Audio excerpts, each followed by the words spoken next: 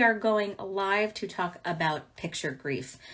If that resonates with you, the idea of why do we avoid taking photos? Why, when somebody says, hey, let's get a photo, you have a visceral reaction in your body? Or when you know that a photo is coming up, what happens inside of your body that makes us want to avoid this thing? This is what I identify as picture grief.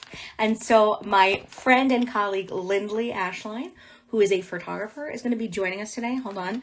I'm going to put my little ring light on. Look at that. As you join, drop below, say hello. So glad to be here with you. Happy Halloween. Hopefully I don't get any trick-or-treaters. I don't normally get trick-or-treaters, but Lindley is here, so we're going to jump.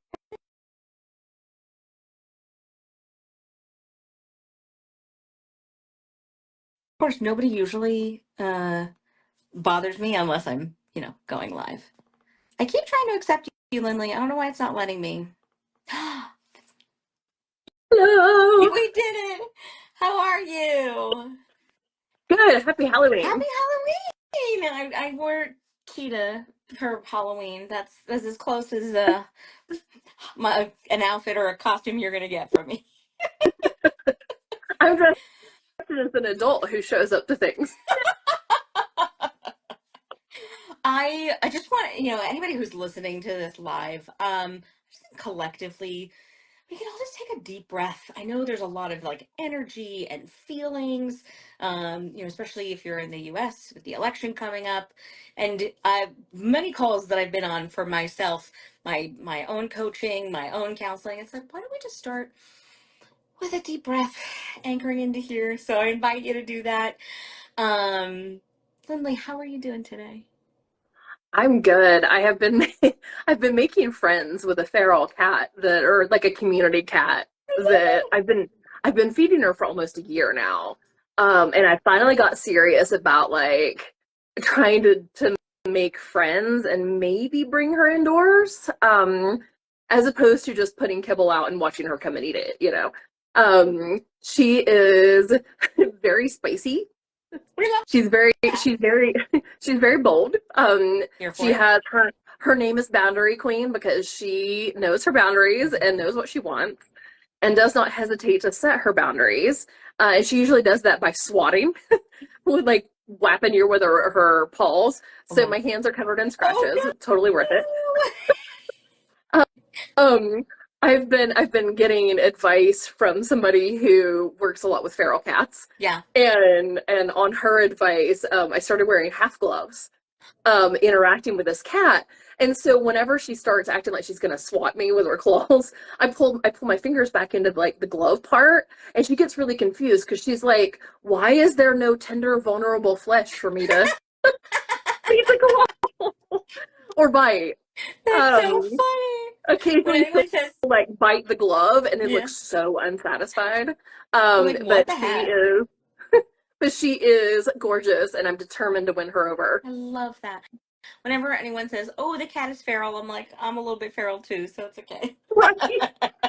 Yeah. I too am food motivated. I too will come right up to you if you give me a snack. So, and if you touch me and I don't want to be touched, I'm gonna say some things to you. So respect. I'm here for it. Okay, so we're talking today about why we are not getting into photos. Why do we avoid photos? And what do we do about it? As a photographer, I imagine you are working with people who have already decided, I'm going to get into the photo. Does that feel, no, that's not true. Yes and no. In the last month, I have worked with both someone who has been a client before and has come back for more photos. And this person is they're ready, they're sort of advanced, they're ready to see themselves in different stages of their life. Yeah.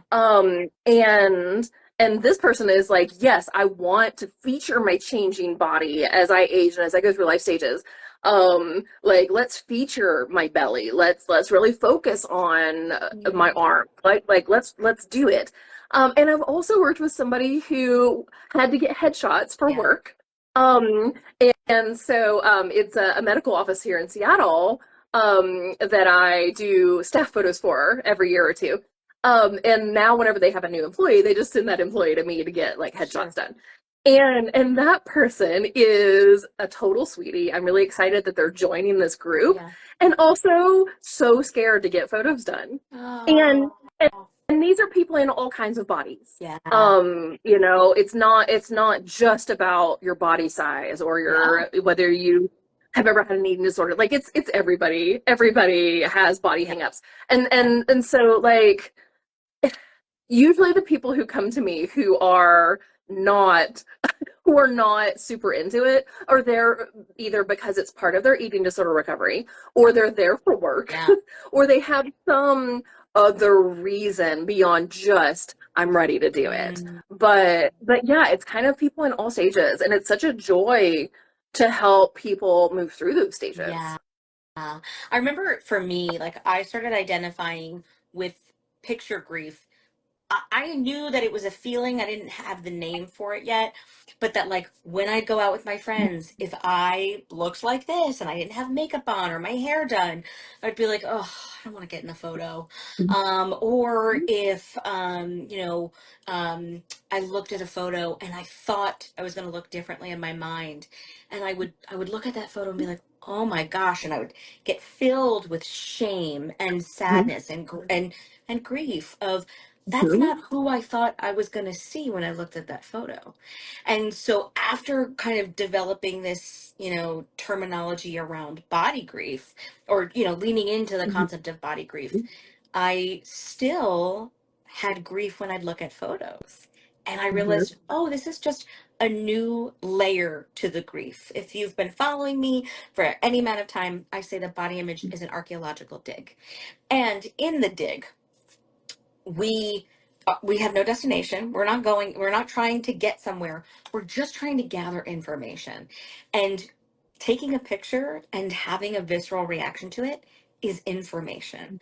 What information is it telling you? And so I have two things that I think contribute, and if you have anything else that you think adds to it.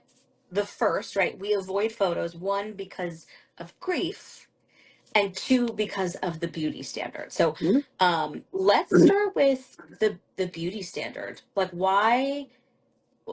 like why do you think that when we're taking a photo of just, out at an event, Halloween with friends, that our mind filters through the beauty standard? Tell us what your thoughts are. Uh, we could talk for hours about I this. know. And in fact, we will. But it's there's so many components to this. Yeah. But a big one is the gap between where we think we are and as far as the physical appearance, the physical bodies that we inhabit in the world, and the standards that we have in our heads of what we should look like. Mm, That gap is really distressing because we are taught, like when we say this is a beauty standard, we are taught that like a standard is something that we need to meet. Um, and it's no different from in the way that it affects us. It's no different from, say, a standard of morality or a standard of education or a standard of physical ability. yeah. We have elevated certain traits in our society. And because, like, kids who are 3 years old know what beauty standards are, they have Wow. opinions on body. Yeah. Like, no 3-year-old is going to be like, this is a beauty standard. But it's, I don't have kids, but if I did, like, one of mine might be. But like, but like they know which bodies are good. I'm putting Wow. air quotes around this, and which Yeah. ones are bad. Because it infuses our whole society. And so something that has been internalized, we weren't born with it, but when we spend our whole lives having that internalized, of course it is distressing Mm, when we are forced to face that gap. mm-hmm. Mm-hmm. Yeah, right. It's because the gap represents loss Mhm. of, if the beauty standard is safe, everything else is not. And you don't come into this world hating your body. That is not something that is you're born with. That's learned. And so we have probably learned as early as 3 years old which bodies are good, which bodies are bad, how we should feel about bodies. There's a statistic that says, um, I think it's like 80% of 10-year-old girls have already been on a diet, and they're afraid of becoming fat more so than their parents dying, the world going to war, or cancer. They're more afraid of fatness than these other things. Why is that? There's a reason that that exists. Oh, yeah, lots of reasons, but Yeah. it actually comes back to race. Yes. And this was a huge, not turning point, but I think huge point of advancement for me in my own learning journey about bodies and body image, Yeah. because we don't think of those things as being connected. Yes. And there's a scholarship that's now available, Yeah. um, that again I would love to talk about for hours, but that we now know, tracing the history back, how body image and race, body image and whiteness are connected. Mm-hmm. Um, and sometimes when I talk about this, people's eyes kind of glaze over because it's confronting, especially those of us who are watching this who are white. For me as a white woman, um, it's very confronting to realize that these these systems are connected. The system of beauty and power, the system of body image, the system of the concepts, of race and racism, how that they're connected, For sure. because it feels very overwhelming, and it can feel very defeating, or very I just, agree. yeah, overwhelming to think how I feel about my body, again, particularly as a non-Black Yeah. person, um, is connected to these huge Mm. systems when I'm just like one person. And Bri, don't let me talk for two No, hours about this I'm because I will. listening. I'm Uh, engaged. um, but we were talking about gaps. I don't even know, Well, like, you because were it's talking just about the roots of racism in the beauty standard, and it's right. such an important. And I think there's often such a disconnect, like when people are either in eating disorder recovery or like learning about body image, we hear body positivity, but we Mhm. think like love the skin you're in, not body liberation. People do not understand the social justice aspect of liberation, of body liberation, of Right. the body positivity movement. And so it's not about just loving what you look like on the outside, it is advocating that all bodies are treated with human decency and respect. Yeah, and that can feel very overwhelming Sure. when it's like, okay, but I just was concerned about my cellulite. Right. And Like and I now you're just telling me I and now I you're telling just me want to like how I feel when I look in the like look at my reflection. Yeah. right. And so we have to be cognizant that the things that we have learned from when we were 2 or 3 years old on, the things that tell us which bodies are good, which bodies are bad, which bodies we should aspire for our bodies to be like, that is part of larger systems, but it's also okay to be concerned about yourself as an individual. Yes. um And like I know we've talked about Go this, ahead. and you know we'll get into this in our master class that we're doing on picture grief, in this like in depth of like, okay, does this mean I can't wear makeup anymore? Like what does all of this mean? And I think we need to separate all of that out, and we need to first focus on the reason you're not getting back into the photos. And Mhm. for me, another reason that comes up is grief, right? It's Mhm. the distress. It is the feeling of this does not feel good or safe to do. And what that tells me is that there is trauma here, then, that there is Mhm. something about being in photos that feels traumatic. I can hear the wheels turning for people and being like, I understand what you're saying, but it feels like it shouldn't be that way. Trauma don't care. Trauma does not care if you feel like it's a good enough reason. Your visceral reaction is telling you what your body is experiencing.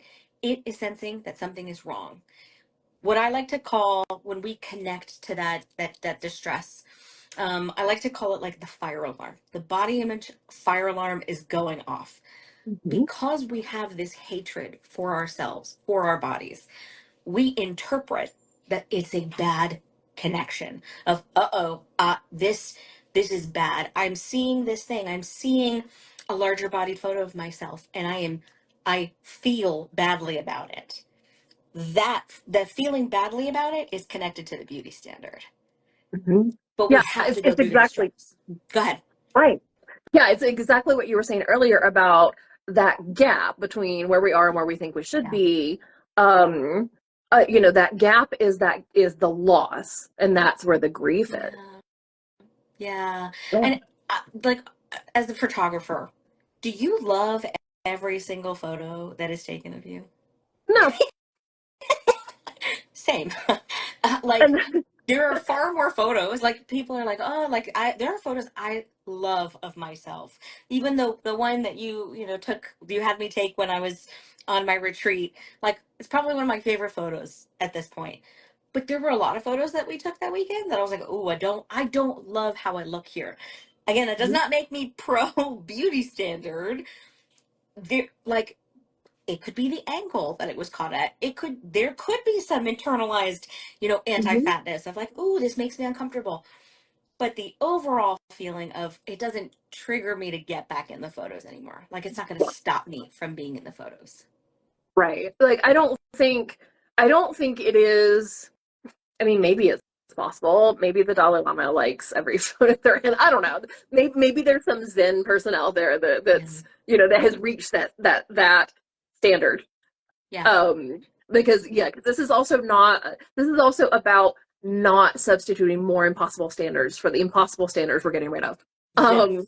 and Yeah. so maybe there's somebody out there that's achieved like photo nirvana, but we are always going to, and even if that person who had that fictional person out there that has the one person on the planet that has achieved that, tomorrow their body will change and they'll have to do it again. Yeah. This is not It's not a standard that is realistic to Yeah. expect yourself to achieve. Um, and that can also feel very overwhelming Totally. and confronting to be like, wait, I just have to keep doing this? Yeah, sorry, we're human, that's life. you know? And it's like I just was feeling bad about my cellulite. Like I wasn't even thinking about the depths of how this goes. And so for people who are tuning in, and hello to everybody who's jumped on later, so glad that you're here. Thank you all for the love in the comments. We really appreciate it. For the person who's like, okay, but I want to get back in the photos. Like I'm not yet ready to uh detach from beauty standards, or I don't even know how I would do that, but I'm simultaneously missing out on photos. What would you recommend? How do you recommend folks begin to get back in the photos? Well, there's a few different ways to go about it, depending on what your personality is like and Yeah.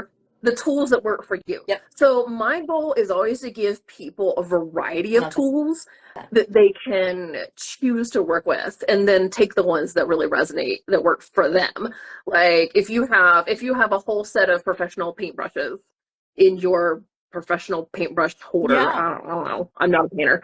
Um, like you're gonna have favorites. You're gonna have ones that the strokes just work for you, and ones that don't. And so one of the tools that I like to give people is the knowledge of the Yeah. power dynamics, and that's why we talk about racism, and we talk about beauty standards, and we talk about these the less visceral things. We talk about Mhm. why you feel that way. And for me Yeah. personally, that has been a very, very powerful tool. Yeah. Because if I can use that knowledge to fight back against those Yeah. standards, like even just in my own head, if I can say, oh, I feel a certain way when I put my arm up in a photo, and I see that photo of you can't see it because I Yes. have a jacket on, but like my Yep. underarm wings, yeah, yeah, Bree's got hers out there. Um, I feel that way because I have been taught this because of the bigger system. So I'm a big believer in giving people that knowledge about the I love that. systems. But we also another tool that is helpful for a lot of people is seeing how photos are constructed. because photos are stories. They may or Ooh. may not capture the actual reality of that moment in time. And Wow. even if they do, even if they haven't been altered a lot Yeah. afterward, even if it's just a snapshot that accurately records that second, it's still one split second in time. And Mm. so we talk about that. We talk about like how Photoshop changes bodies. We talk about we talk about all these things. And so I deal more in that kind of tool I love that. than and then the exposure therapy component of it. Yeah. Because I sit with clients and we just look at your Yeah. photos and like sit with whatever comes up. Mhm. Um, but I tend to deal a little more in the systems end and the confrontational end of it a little bit more, and Bri deals more with the feelings end, and that's part of why I'm so excited to know Yeah. Bri and to be doing this work together, Yeah. because the work that we do dovetails so beautifully. It's so funny because I deal with the emotion piece, but what helps me is the logic piece. Is the why does this matter to me? Like why do I care if I have, Mhm, the wings on my arms? Like why do I care if my hair doesn't look good? Like what where does this come from? For me that logical understanding piece really is helpful. And from like just a neurodivergent like social justice mhm, perspective, it's like, well, who's profiting from this thought? Like mhm, who profits from this belief system? Is it me? And if it's not me, is somebody getting my money because of this belief? So that's first and foremost. But from the emotional perspective, it is the exposure therapy. We cannot work on the mhm, emotion unless you're doing the thing. And so it is mhm, getting back into the photos, even when it feels scary, and then dealing with the scary feelings as they arise. Now, mhm, my recommendation is also going to be we need to understand the distress. So I don't recommend being like, okay, I watched Bri and Lindley do a live. I'm going to go book a boudoir shoot. You might not be prepared for that. Like, we mhm, have to check in with your nervous system of does this even feel like something that's tangible? And so we have to heal the distress. We have to figure out how to do that. And the first way that I do that is by just identifying it. I had a client recently who said, I'm going to go do a boudoir shoot. And I said, okay, on a scale of 1 to 10, how distressful does that feel? They said a 9. I'm like, okay, that's pretty high, you mhm, know? And I hear that and I feel that. And I said, how would it feel to just get a regular photo shoot? And they got excited. They were like, "Oh, that feels so much better." mhm, We get to honor that. We get to lean into the feeling, even if it's not logical, even if it doesn't make sense. Pushing yourself past a place where you feel like you can go is not always helpful. And so I mhm, love scaling because it really helps us to identify, is it a high level of distress? Am I going to go into a fight or flight response?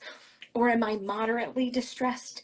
And it's going to bring up emotion for me to work through and identify what came up in that experience. mhm. Yeah, and it feels funny as a photographer to say Yeah. this because um I make a living taking pictures of people. I want people to be able to get in front of the camera.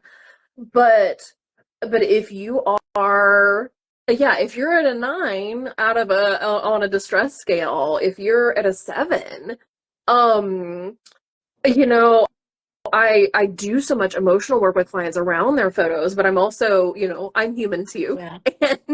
And not everybody is going to be ready for that. And Yeah. there is a tool, this is actually pretty recent knowledge gain for me. So I've just started working with some clients around this, and this is more in my other programs as opposed to like if you come in for photos, you need to be at the point where you're ready for them. Correct. Um, so we're not. So this is like pre-work, but there's a therapy thing and like a somatic thing, a framework that is working up to photos Yeah. that I'm really exploring. That's starting with It starts with, and this is work you do with yourself. And it might be just you, it might be you with a therapist or a body image coach. But it starts with touch work where you are starting to reacquaint yourself with the actual physical contours of your own body, and you're picking an area that seems sensitive and you're touching it. And then it works through that up to mirror work, where you are looking at that spot in the mirror and maybe you're touching it as well. I suspect Bri knows more about this than I do, but then the final stage of that is photos. Yeah. And given the power dynamics involved of having a photographer with a camera, I think the next step in there would be taking photos of yourself and then having a pro do it. Simply because and this is another thing that I talk about too, about the power dynamics. There's a big power imbalance, a big power discrepancy between the subject who is having photos taken of them and the person who is taking the photos. And there have been boudoir sessions where somebody got really freaked out, and I ended up stripping down to my own underwear to help do what I could to even out that balance, because power infuses every single thing that we have talked about today. Whoa. That is, I am speechless, and I don't often get speechless. I always have something to say. Wow. But yeah, Yeah, power is every bit of it, and reclaiming that power, yeah. or claiming that power in the first place, is really what we're talking about. And if it doesn't feel powerful, you have to think of it this way: is this is now taken away from you. You no longer feel that you deserve to be seen because of the body that you exist in. And there is research on, and you've talked about this, right? The erasure of fat people. The history of fatness. Fat people have always existed. We always will. There is, when you look back in your photo albums and you look at on your phone, are there time gaps missing because you didn't feel that your body was worthy of being photographed? If you can see it as something that's being taken from you, that's where we get to reclaim the power of, I get to reclaim the photos, even if it's hard, even if it's distressful, even if it is uncomfortable. I deserve to be seen. And so I think that can be a really positive motivator. I know for me, it wasn't about me. It was about my goddaughter. And I get emotional every time I say it, where I did not want to be the aunt that didn't get in photos. I didn't want her to not have memories with me together. And there are years and pictures of family that I don't have because they wouldn't get in the photos. And so I, want to be in the photos for her, but I also would never want her to not feel that she is worthy of being seen. And so you have to figure out what your why is. And so if you're watching us, you probably already have a why. There's probably already something that's motivating you to want to heal your relationship with your body image, that you're staying on this call, right, on this live, because you want to be seen, but it feels hard. And I'll just want to give you the permission that it's okay that it's hard. Like, it's allowed to be hard. Yeah. Yeah. So anything that you can leave folks with as like a takeaway from this call? It is hard, but it is possible to progress, to not be stuck around it forever.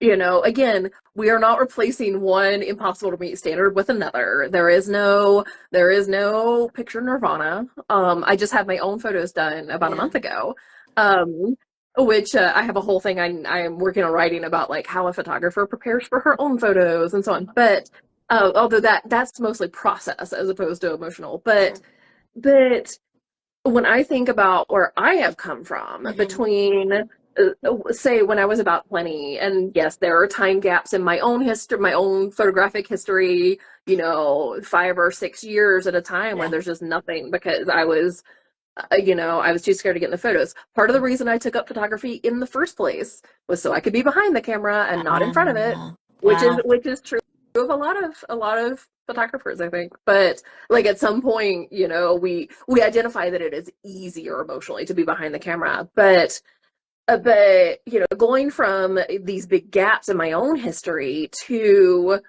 when I had my own photos done about a month ago, yes, of course I had feelings come up when I saw my own photos this time. Yeah. Um, but there were as many good ones and neutral ones, and more neutral. Lots of good, lots of neutral. Yeah. Yeah, some negative ones, but they felt very Wow. manageable. And again, I talk about these tools all the time. So I have these tools to use for myself as well.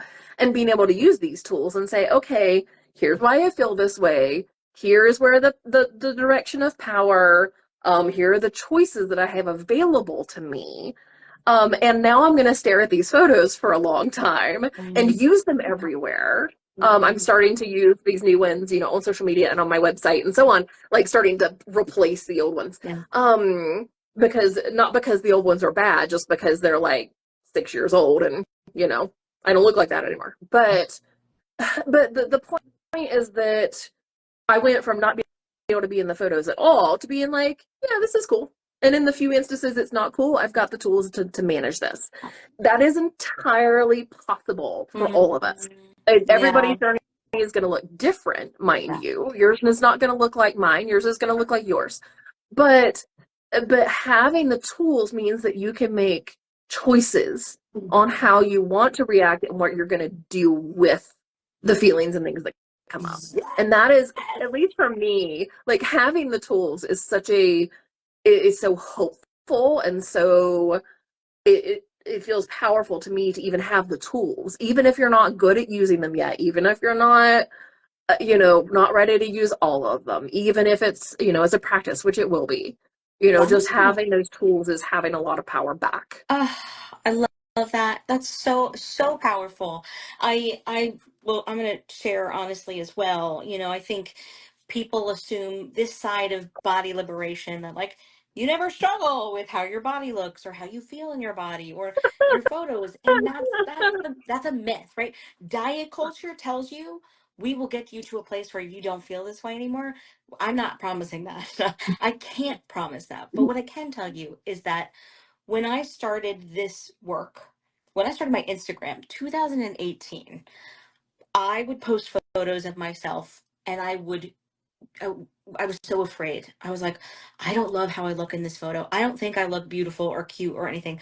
But I did it because the internet would go wild, posting fat person online, not being sad. And people are like, whoa, okay, cool. And so it forced me to look at photos of myself. And so when I started to dig into why is this hard for me, I realized that I only ever took photos when I was on a diet. I only ever took photos as before and afters. I had never just had photos of me in my larger body of this is just me on my birthday. This is me on a Tuesday at a cafe. This is just me. And so when I recognized that, I said, wow, I'm just not familiar with this version of myself. So keep going, right? Like, okay, so now I'm like, let's do a photo shoot. I know what I need to do to get prepped for the photo shoot. If you had asked me in 2018 if I would ever do a boudoir shoot, I would have told you no. I would have said absolutely not. That is a 10 level of distress. Fast forward to 2024 on my retreat. I held a retreat in New Jersey. Lindley came virtually and she did a master class on how to pose in photos. And I ended up modeling a boudoir Mm-hmm. pose in front of my clients, like didn't do my hair, didn't do my makeup as is. And I had no emotional reaction. I did not feel anxious about doing it. I was fully clothed, but it wasn't even like that evidence to me of like, wow, several years ago, this would have been impossible. And now it's not even a thought. This is what makes healing our body image so hard, is because the only thing we have to measure is lived experience and time. So we start with a thing that's a little bit distressful so that we can get to the bigger things. And I guarantee you, whatever it is that is making you not want to be in the pictures has very little to do with the picture itself. We got to dig, we got to figure out what's underneath that. And that is also why we are going to be hosting our masterclass, which we want to tell you about. We are hosting a joint masterclass on, tell me the date, November 10th? Yes. I had to Sunday, think about November Sunday, November 10th. We'll leave at 7 p.m. my time and 4 p.m. your time. it. The masterclass is called Unseen: How to Get Back in the Photos. In this masterclass, I'm gonna just pull up our sales page so I can tell folks we're gonna do a brief history in exploring fatness. Right? Let's Yeah. explore the history of fat people. We're gonna talk about the beauty standard and how the history of fatness has entangled with the beauty standards and how to detangle ourselves from said beauty standard. We're going to talk about a framework for navigating the emotional experiences of taking photos, because it might be it might feel like a lot of work of like, oh my god, I don't even know how to disentangle from the beauty standards. You still get to be part of the memories right now. So we're going to give you a framework in which you can use and apply today. And if you can't apply it today, you can save it and put it in your back pocket for a future day. And then we'll get into more nitty gritty, experiences on or practices that you can do to get back into the photos. The holidays are coming up. People are going to want to take photos, and it would be an amazing measurement of, if you feel like taking a photo now is a moderate level of distress, how will it feel when you have all of this information and we get to the end of December? Has your thoughts and beliefs changed? Has your awareness changed? Have you been able to dig in to the beliefs? So, anything you want to tell folks about our masterclass? I'm really excited. It's going to be so much fun. No, this is the first time Bri and I have done some collaborations before, but this is the first time that we have taught together, and Yeah. like I said, I'm so excited. I'm talking over my own words because I'm excited. Yeah, all the things that we have touched on in this live, we're gonna be digging deeper in, and I'm gonna get to tell you all this stuff about all the history and power systems and so on. And Bri's gonna get to tell you all about the emotional component and really, like I said, developing these tools for you to use in a way that I think is going to be very accessible and very, very okay. Lindley has got you all mad because I was going to say you should be mad. It is common to be mad when we really start learning how we as a culture have been manipulated in the service of power and profit. So Lindley is going to be all social justice at you, and we're all going to get mad together, or whatever, or grieve together. Whatever comes up Anger for is a you, part then it of will be grief, okay. Yeah.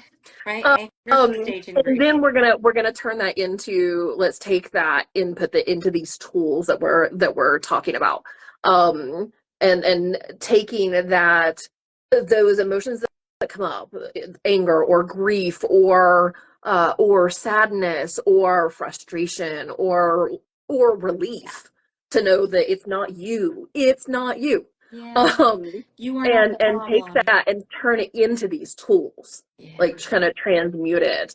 And Bri is going to give you lots of guidance on how that works from the emotional end. And yeah, I'm just so excited about this. We're working on the slides together right now, and yeah, I do think it's going to be phenomenal. It's gonna be so great, and I'm so excited to be able to do this collaborative class with you. The checkout cart is in both of our bios on Instagram. And remind me, when does the coupon? We have an early bird coupon. I believe it's ending soon. I think it Maybe ends on the first. so. It ends tomorrow. Okay, so I think you get it. Like, the coupon is good through till November 1st, so November 2nd, I believe. The coupon will I'm expire. checking right now. Okay, cool. I But put I did it long enough. I don't remember. I know we did I'm a while. pulling it up We did it a behind the while phone. ago. There will be a replay if you can't join us, but I definitely recommend trying to join live. We'll be able to do some Q&A and answer live questions. I'm going to encourage folks to, maybe bring some photos and, like think through these things as we're going through the class. The information I guarantee will be so valuable. So, if you have any questions, you can reach out to either of us, but we hope you join us for our masterclass. And if not, I hope that you are getting back in the photos either way, because you deserve to be seen. You deserve to be remembered, no matter what body size you exist in. Early bird is unseen 10 and it ends on November 4th. Okay. So you actually have some time So yet. you have Yeah. some time before the early bird coupon expires. Fantastic. Lindley, thank you so much for taking the time to chat with me. Thank you everybody for joining, and I hope you join us for our masterclass.